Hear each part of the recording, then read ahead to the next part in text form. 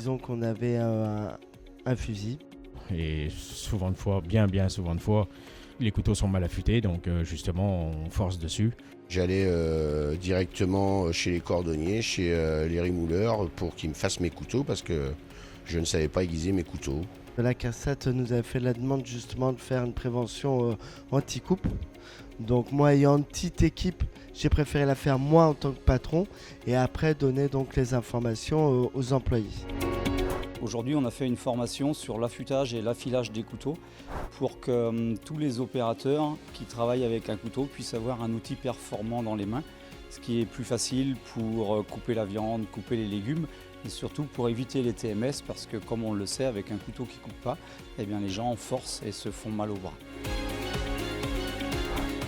On commence à aborder la formation sur les couteaux, la qualité des couteaux. Il y a beaucoup de personnes qui se disent avoir des bons couteaux, c'est un bon acier, alors qu'on n'est pas des aciéristes, on ne connaît pas la qualité des aciers.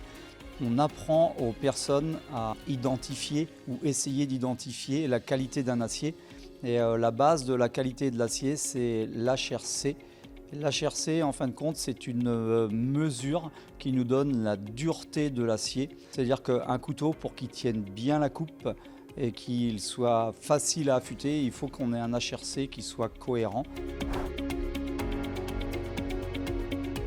Alors en termes de technique, bien sûr, on va commencer par l'affûtage, qui est le travail de reformer le fil sur les meules.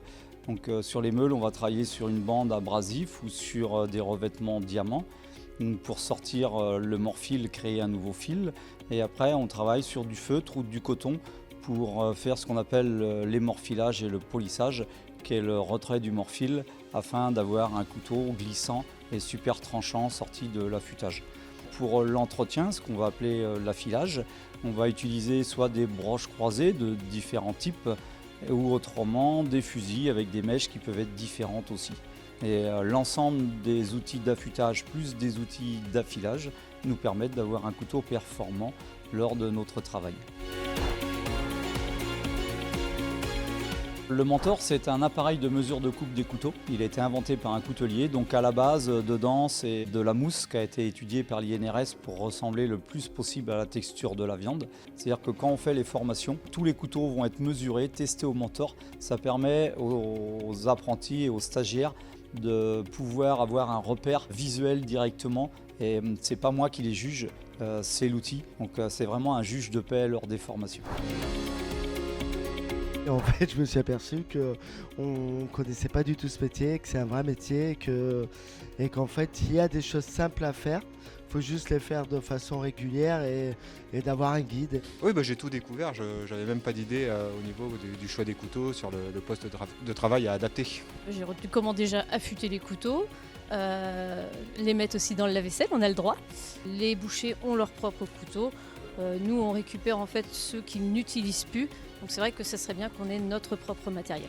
Déjà, on a appris un peu la qualité des couteaux, la dureté, et puis certaines bases au niveau du fusil aussi qui est importante. J'ai amélioré mes découpes de légumes, d'agrumes. Parce qu'avec un couteau qui n'est pas aiguisé, ça dérape et c'est là où on se coupe. C'est le risque numéro 1, c'est la coupure. Si on se coupe, déjà ça fait mal, c'est pas plaisant, et en plus il y a risque d'arrêt de travail. Voilà. Faut y aller, faut foncer, comme ça tu peux aiguiser tes propres couteaux, tu es autonome, tu les aiguises quand tu en as envie. Préventicoupe est une démarche de prévention qui vise à maîtriser l'ensemble des facteurs influençant le pouvoir de coupe. Pour en savoir plus sur la formation Préventicoupe et ses modalités, n'hésitez pas à contacter le service prévention de votre CARSAT.